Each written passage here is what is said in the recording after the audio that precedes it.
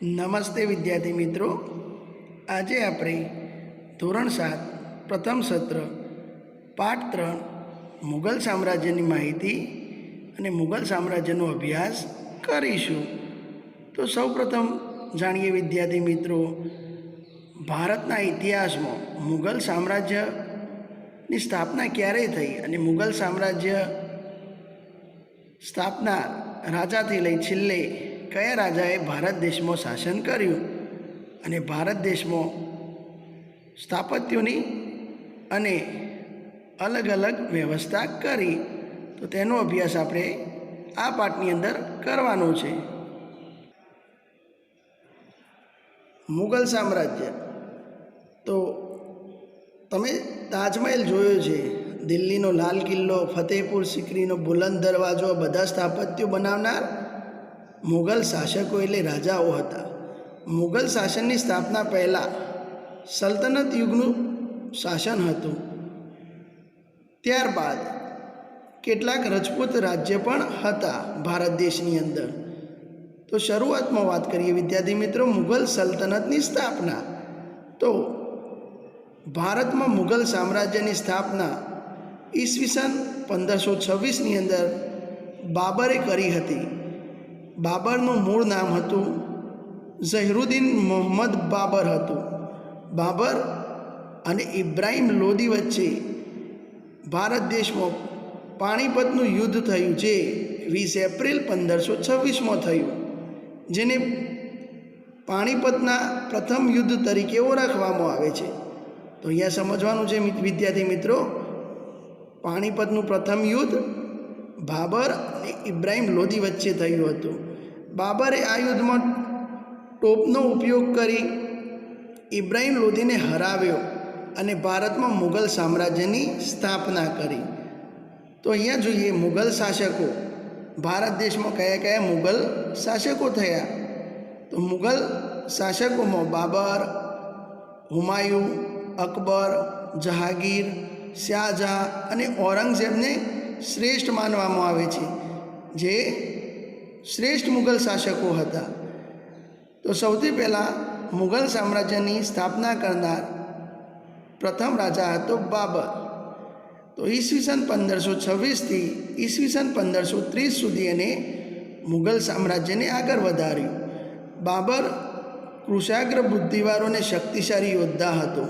આ ઉપરાંત તે ફારસી અને અરબી ભાષા પણ જાણતો હતો. તે પ્રકૃતિ પ્રેમી અને લેખક પણ હતો. તેને તેની આત્મકથા તુઝુક એ બાબરી એટલે કે બાબરનામા લખી હતી, જે મુગલ સામ્રાજ્યની શ્રેષ્ઠ વિશ્વ સાહિત્યની પ્રસિદ્ધ કૃતિ છે. ત્યારબાદ બાબરના અવસાન બાદ રાજા તરીકે હુમાયું આવ્યો. હુમાયુએ ભારત દેશમાં ઈસવીસન 1530થી ઈસવીસન 1540, ત્યારબાદ ઈસવીસન 1555થી ઈસવીસન 1556ના સમયગાળામાં ભારત દેશમાં શાસન કર્યું. તો અહીંયા હુમાયુની વાત કરીએ. હુમાયું ઈસવીસન 1530માં દિલ્હીની ગાદી ઉપર બેઠો રાજા બન્યો. હુમાયુનો અર્થ નસીબદાર થાય છે, પરંતુ તેને જીવનમાં અનેક મુશ્કેલીઓનો સામનો કરવો પડ્યો હતો. તેને ગુજરાતના સુલતાન બહાદુર શાહ અને બિહારના શક્તિશાળી શાસક શેરશાહ સાથે યુદ્ધ થયા, જેમાં કનૌજના યુદ્ધમાં શેરશાહે હુમાયુને હરાવી તેને ભારતથી બહાર કાઢી મૂક્યો હતો.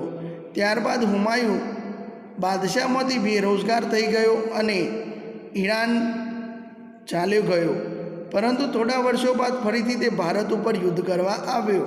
અને એ જ્યારે ઈરાનમાં હતો ત્યારે ઈરાનના શહેનશાહની મદદથી તેને કાબુલ અને કંદહાર જીતી લીધા.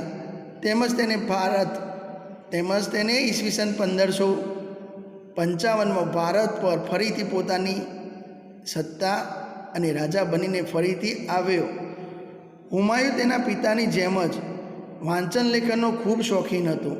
તેને દિલ્હી પાસે દિનપનાહ નગર વસાવ્યું હતું. સાંજના પ્રાર્થનાનો સમય થતાં વાંચનાલયમાંથી ઝડપથી પગથિયાં વાંચન કરતો હતો ત્યારે વાંચનાલયમાંથી ઝડપથી પગથિયા ઉતરતા પડી જવાથી તેનું અવસાન થયું હતું એવું ઇતિહાસમાં જાણવા મળે છે. ત્યારબાદ રાજા તરીકે શેરશાહ સૂરી આવ્યો, જે 1540થી 1545ના વચ્ચે એને શાસન કર્યું. શેરશાહ અફઘાન વંશનો મુસ્લિમ હતો. તેનું મૂળ નામ ફરીદ ખા હતું. હુમાયુને હરાવી ભારત પર પોતાની સત્તા તેને સ્થાપી હતી. તે સુધારક અને ન્યાયપ્રિય શાસક હતો. ડાકુ લૂંટારાઓને અંકુશમાં લઈ તેને રાજ્યમાં શાંતિની સ્થાપના કરી હતી. શેરશાહ સૂરીએ નવી ટપાલ વ્યવસ્થા ઊભી કરી. તેને વેપારીઓ અને યાત્રાળુઓ માટે ધર્મશાળાઓ બંધાવી હતી. રૂપિયાનું ચલણ શરૂ કરાવ્યું હતું. વિશાળ સેના નિર્મિત કરી હતી. તેને એક મહાન રાજ્યમાર્ગ ગ્રાન્ડ ટ્રંક રોડનું નિર્માણ પણ એને ભારત દેશમાં કરાવ્યું હતું, જે બંગાળ અને ઉત્તર ભારત સુધી વિસ્તરેલ જોવા મળે છે. શેરશાહ સૂરી ઈસવીસન 1545માં તોપનું નિરીક્ષણ કરતા હતા ત્યારે અકસ્માત થવાથી મૃત્યુ પામ્યા. તેમના મૃત્યુ પછી તેમના જેવો કોઈ શક્તિશાળી શાસક ભારત દેશમાં મળ્યો નહીં. પરિણામે ઈસવીસન 1555માં હુમાયુએ દિલ્હી પર અને આગ્રા ઉપર આક્રમણ કરી અફઘાનોને હરાવીને ફરીથી મુઘલ સામ્રાજ્યની સ્થાપના કરી. તો હુમાયુ ફરીથી ઈસવીસન 1555થી 1556 સુધી એને મુઘલ સામ્રાજ્યની સત્તા સંભાળી હતી. તો આ રીતે મુઘલ સામ્રાજ્યની પુનઃ સ્થાપના થઈ. ત્યારબાદ અકબર રાજા તરીકે ઈસવીસન 1556થી 1605 સુધી રાજા તરીકે મુઘલ સામ્રાજ્યની સત્તા સંભાળી. અકબર રાજા તરીકે ભારતના ઇતિહાસમાં ગણના પાત્ર સ્થાન ધરાવે છે. તો અહીંયા જોઈએ વિદ્યાર્થી મિત્રો, અકબરનો જન્મ ઈસવીસન 1542માં અમરકોટના હિન્દુ રાજપૂત રાજાના ઘરે થયો હતો. હુમાયુના અવસાન બાદ માત્ર 14 વર્ષની ઉંમરે તે દિલ્હીનો બાદશાહ રાજા બન્યો હતો. હુમાયુના અવસાન બાદ અકબર અને હેમુ વચ્ચે 1556માં પાણીપતનું બીજું યુદ્ધ થયું, જેમાં અકબરનો વિજય થયો. તો અહીંયા સમજવાનું છે વિદ્યાર્થી મિત્રો, પાણીપતનું યુદ્ધ કોના વચ્ચે થયું બીજું? તો પાણીપતનું બીજું યુદ્ધ અકબર અને રાજા હેમુ વચ્ચે થયું, જેમાં અકબર રાજાની જીત થઈ. અકબરે પંજાબથી બંગાળ અને દિલ્હીથી ગુજરાત સુધીના મોટા ભાગ પર પોતાના રાજ્યો સ્થાપિત કર્યા.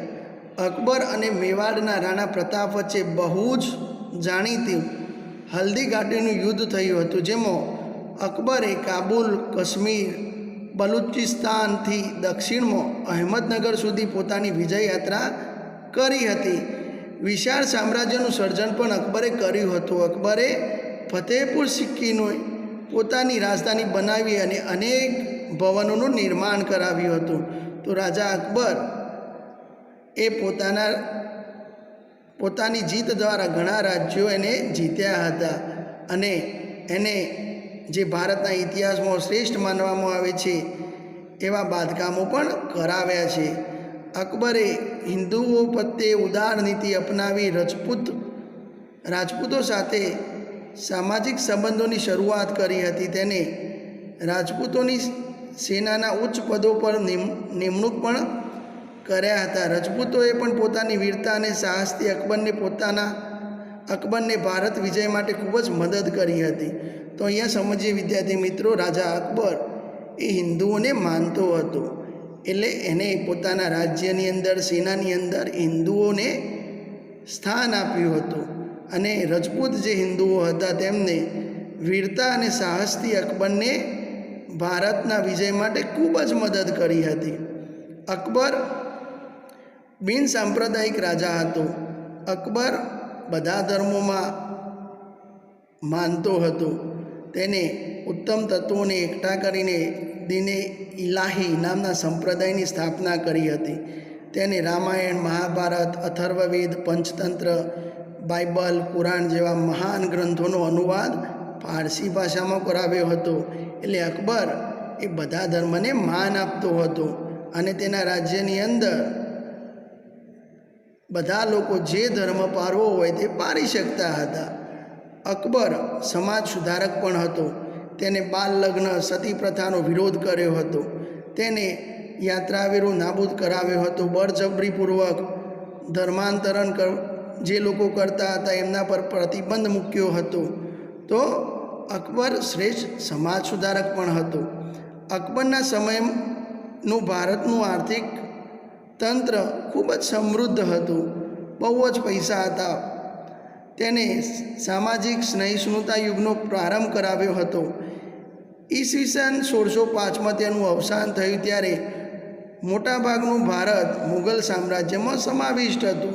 તો જ્યારે અકબર રાજાનું મૃત્યુ થયું 1605ની અંદર, ત્યારે ભારત દેશમાં મુગલ સામ્રાજ્ય ઘણા બધા રાજ્યોની અંદર જોવા મળતું હતું.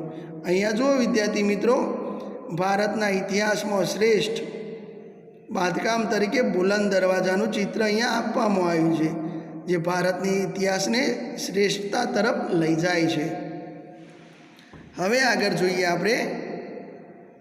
ઈસવીસન 1605માં અકબરના અવસાન બાદ ભારત દેશમાં મુગલ સામ્રાજ્યનું સત્તા જહાંગીર રાજા જોડે આવી. તો ઈસવીસન 1605થી 1627 સુધી જહાંગીર રાજાએ ભારત દેશમાં શાસન કર્યું, જેમાં અકબરે સ્થાપેલ મહાન સામ્રાજ્યને સાચવવાનો વારસો જહાંગીરને મળ્યો. તેને અકબરની નીતિઓને ચાલુ રાખી હિન્દુઓ સાથે સારા સંબંધો સ્થાપિત કર્યા. તેને અસમ અને દક્ષિણ ભારતના ગોલકોંડા સુધી વિજય મેળવ્યો હતા.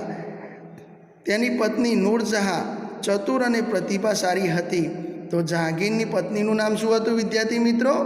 નૂરજહાં, જે શ્રેષ્ઠ અને બુદ્ધિશાળી હતી.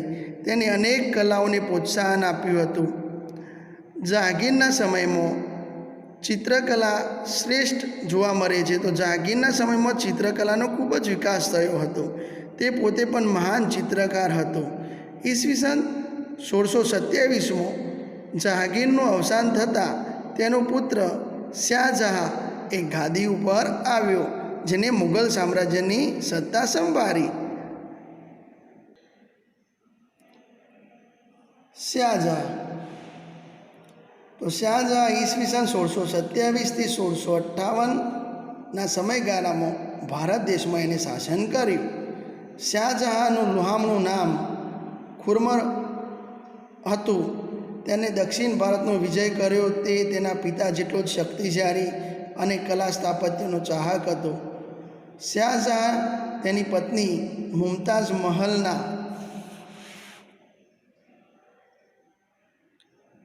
મુમતાઝ મહલના અવસાન પછી તેની યાદમાં વિશ્વ પ્રસિદ્ધ તાજમહેલનું નિર્માણ કર્યું હતું. તાજમહલ દુનિયાની અજાયબી ગણાય છે. તો અહીંયા સમજીએ વિદ્યાર્થી મિત્રો, શાહજહાં એ શ્રેષ્ઠ શક્તિશાળી હતો તેના પિતા જહાંગીરની જેમ, અને તેને જે વિશ્વની શ્રેષ્ઠ અજાયબીઓ છે તેમાં શ્રેષ્ઠ ભારત દેશના ઇતિહાસમાં વંદનીય અને શ્રેષ્ઠ તાજમહેલનું બાંધકામ શાહજહાંએ તેની પત્નીની યાદમાં કરાવ્યું હતું. અને શાહજહાંની પત્નીનું નામ હતું મુમતાઝ મહલ. અહીંયા જુઓ વિદ્યાર્થી મિત્રો, અકબરના સમયનું ભારત દેશ આપેલો છે કે અકબરના સમયમાં અકબરે મુગલ સામ્રાજ્યને ભારત દેશમાં ક્યાં સુધી પોતાની સ્થાપના કરી હતી, કયા કયા રાજ્યોની અંદર એને પોતાના મહેલો બનાવ્યા હતા, તેમજ પોતાની વિજયો દ્વારા યુદ્ધો જીતી મુગલ સામ્રાજ્યને શ્રેષ્ઠ બનાવ્યું હતું. અહીંયા અકબરના સમયનું ભારત દેશનું નકશો આપેલો છે. સામેના પેજ ઉપર જોઈએ વિદ્યાર્થી મિત્રો, અહીંયા તાજમહેલનો ફોટો આપેલો છે. જે તાજમહાલ ભારત દેશના ઇતિહાસની શ્રેષ્ઠતારૂપ નમૂનો છે, જે શાહજહાંએ બંધાવ્યો છે. શાહજહાંના અવસાન બાદ ઔરંગઝેબ, જે ઈસવીસન 1658થી ઈસવીસન 1707 સુધી ઔરંગઝેબ ભારત દેશમાં મુગલ સામ્રાજ્યની સત્તા સંભાળી. શાહજહાંની નાદ તંદુરસ્તી બગડતા તબિયતનો લાભ લઈ તેના પુત્રો વચ્ચે સામ્રાજ્ય પર આધિપત્ય જમાવવા ભયંકર આંતરવિગ્રહ શરૂ થયો હતો. જ્યારે શાહજહાંની તબિયત બગડી ત્યારે રાજા બનવા માટે પુત્રો વચ્ચે ઝઘડા થયા. શાહજહાંનો મોટા પુત્ર દારાશિકો અને ઔરંગઝેબ વચ્ચે મુખ્ય સંઘર્ષ થયો. ઔરંગઝેબે પોતાના ત્રણેય ભાઈઓને એક પછી એક હરાવી તેમની હત્યા કરીને જેલમાં ધકેલી દઈને ભારત દેશની ગાદી પચાવી પાડી. અન્ય એક ભાઈ સુજાને હરાવી દેશ નિકાલ કર્યો. તો આ રીતે ઔરંગઝેબે પોતાના ભાઈઓને હત્યા કરી તેમજ દેશ નિકાલ કરીને ભારત દેશનું સત્તા સંભાળી. ઔરંગઝેબે લગભગ 50 વર્ષ સુધી રાજ્ય કર્યું. તેના રાજ્યમાં ઉત્તરે કાશ્મીરથી લઈ દક્ષિણે જીજી અને પૂર્વના ચટગાંવથી લઈને પશ્ચિમના હિન્દુકુશ પર્વતમાળાના વિસ્તારો સુધી એને સત્તા સંભાળી. ઔરંગઝેબ સુન્ની મુસ્લિમ હતો અને અત્યંત સાદું જીવન જીવતો હતો. તેને અકબરની ધાર્મિક નીતિનો ત્યાગ કરી દીધો. ધાર્મિક અસહિષ્ણુતા દાખવી હતી અને તે સંગીત કલાનો, મૂર્તિ પૂજાનો અને ધાર્મિક ઉત્સવોનો ખૂબ જ વિરોધી હતો. તેને બધું ભારત દેશની અંદર બંધ કરાવી દીધું. તેના સમયમાં ઘણા બધા વિદ્રોહો થયા, યુદ્ધ થયા, ઝઘડા થયા. તે એક શક્તિશાળી બાદશાહ હતો જેને લાંબા સમય સુધી ભારતના મોટા ભાગ પર શાસન કર્યું અને ઈસવીસન 1707માં તેનું મૃત્યુ થયું. તેના મૃત્યુ બાદ નિર્બળ જે શક્તિશાળી શાસકો નહોતા એ શાસકો ગાદી પર આવતા મુગલ સામ્રાજ્યના પતનનો આરંભ થયો. તો અહીંયા સમજીએ વિદ્યાર્થી મિત્રો, રાજા બાબરથી લઈ છેલ્લે ઔરંગઝેબ સુધી ભારત દેશમાં મુગલ સામ્રાજ્ય ટકી રહ્યું. પરંતુ જ્યારે ઈસવીસન 1707માં ઔરંગઝેબનું મૃત્યુ થયું તો મૃત્યુ બાદ મુગલ સામ્રાજ્યના પતનનો શરૂઆત થઈ. તો હું આશા રાખું છું કે વિદ્યાર્થી મિત્રો આપણને મુગલ સામ્રાજ્ય, જેમાં મુગલ સામ્રાજ્યના શ્રેષ્ઠ શાસકો બાબર, હુમાયુ, અકબર, જહાંગીર, શાહજહાં અને ઔરંગઝેબ જેવા શ્રેષ્ઠ રાજાઓ વિશે માહિતી મળી ગઈ હશે. હવે આગળનો અભ્યાસ આપણે નેક્સ્ટ વિડીયોમાં કરીશું.